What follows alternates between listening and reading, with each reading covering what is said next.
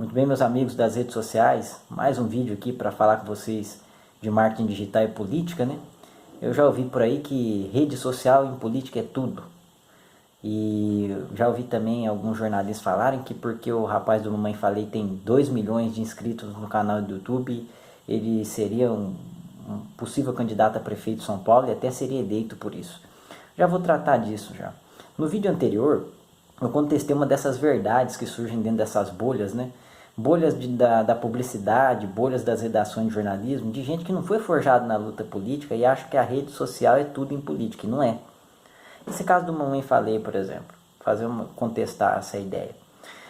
O rapaz, antes de ser político, ele era um franco atirador no meio da rua. Ele era um youtuber. A partir do momento que ele entra numa estrutura de poder, num partido, um parlamento, não dá mais para ser franco atirador.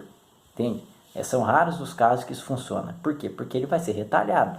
Agora ele tem compromissos políticos que ele não tinha quando ele estava fora dos espaços de poder. E outra, ele domina a estrutura partidária.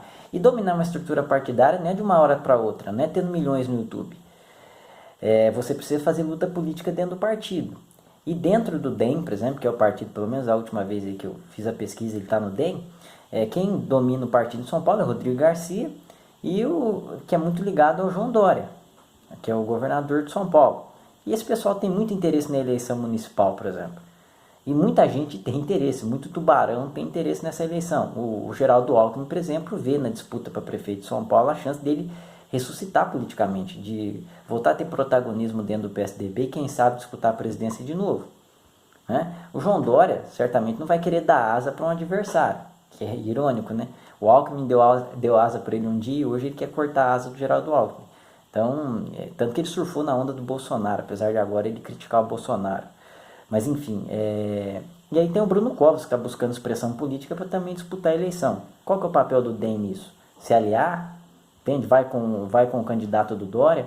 Então, quer dizer, eu Mamãe Falei nesse processo, os milhões de seguidores no YouTube não são tão relevantes assim nesse processo. Isso dá força para ele, mas não é relevante para ele ter protagonismo dentro de um partido e dentro de um parlamento.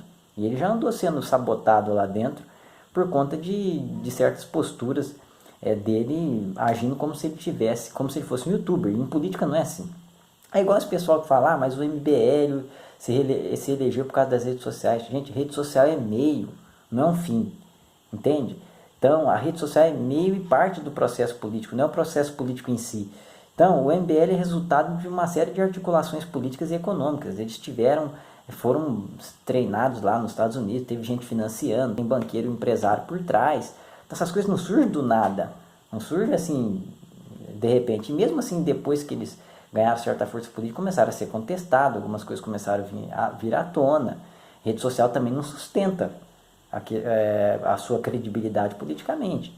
Então, ela não garante tudo. Entende? É uma construção política que depende de articulações econômicas, políticas, e depois para você se manter no processo, elas não vão te garantir se você começar a perder credibilidade por incoerências ideológicas, determinadas posturas políticas.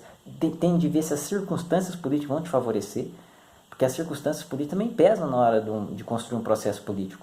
O Jair Bolsonaro foi eleito em 2018, ele não seria eleito em 2014, em 2010, porque abriu esse vácuo político para ele agora, com a própria Lava Jato, a perda de credibilidade da política tradicional, sobretudo os partidos mais relevantes, o PT, o PSDB, o PMDB, o próprio antipetismo, a facada influenciou no processo, a prisão do Lula. Então, são uma série de fatores. É rede social que construiu tudo isso? Isso não existe. Né? Por isso que eu contestei no texto anterior. Só que foi de falar, não, porque texto grande não serve. Depende, você vai fazer um esclarecimento, você pode escrever um texto emocional e tocar o coração das pessoas com muitos parágrafos.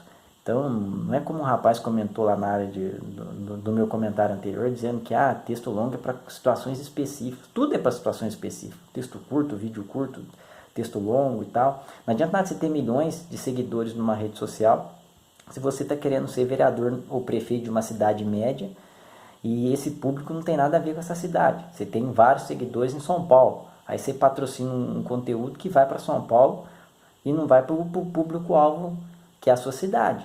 Então, você quer vender um produto, por exemplo, e o seu público não tem nada a ver com o seu produto, você não vai vender.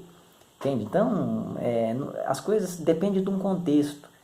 vídeo longo funciona em determinados contextos, vídeo curto em outros, e assim vai, não existe uma verdade absoluta.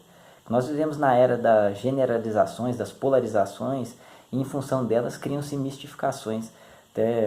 Tem que ter muito cuidado com isso, ainda mais em política, que é uma coisa muito mais complexa, né?